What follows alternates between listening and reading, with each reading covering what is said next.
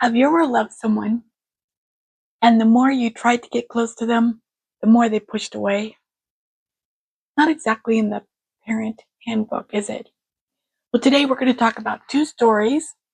One about a woman and a lion, and the other one about a kitten in a box. This woman is just kind of sick of her husband. He ignores her, he doesn't pay attention to her. She doesn't know if a divorce is the right answer. So she goes to a wise man and she says, he does this, he does this, he does this. Should I get a divorce, or do you have some wise information for me? Help me. You need to bring me something. Okay, what? You need to bring me a single hair from a lion's mane. That's easier said than done. And she says, okay, all right. So he tells her, nearby a cave where a lion lives. So the first day she goes and she puts some food sort of close to the cave. She doesn't want to get too close. And she runs. The next day she moves the food closer, and the next day closer. She starts to sit with the food patiently as the lion will come out and eat it and go back in his cave. It takes her months. It takes her months of every day going, feeding that lion, and still being quiet.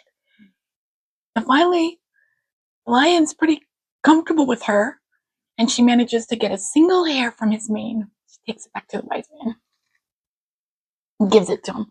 And he just throws it into the fire. He takes the string or the single strand of hair and he throws it into the fire. Now, in my story, he'd be like the villain of the story. She looks at him, exasperated. Well, what's the answer? And he said, my dear, you were patient enough to train a lion to sit close to you enough to get one single strand. You certainly can use that patience with your husband. Now, whether this story is about a marriage, bad therapy, or a lion, the lesson still stands. Rushing in isn't often the answer. Being slow, steady, predictable, that typically works best. As you work with children from hard places, and you understand they're not rejecting connection, but they are testing it. So now let's talk about the feral cat in the box.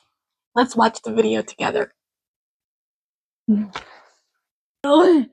Frisky cat jumping at Mama. I don't think that's its mother. See how slowly, patiently that mom gets into the box? It's like every patient foster mom I've ever met. That feral cat's like every scared foster child I've ever seen. Look, she tries again. She doesn't hiss back. She doesn't slap at the cat. She just patiently crawls up there. And that little kitten's having none of it. Look at her jumping around. That mama cat finally gets in there.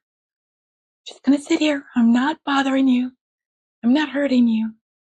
Look at that kitten. Are you for real? You're in my box? You're safe? And then that little kitty finally settles down and sits by them. Isn't that interesting? They love each other. They're so sweet. I don't have to explain the lesson to you. You know it.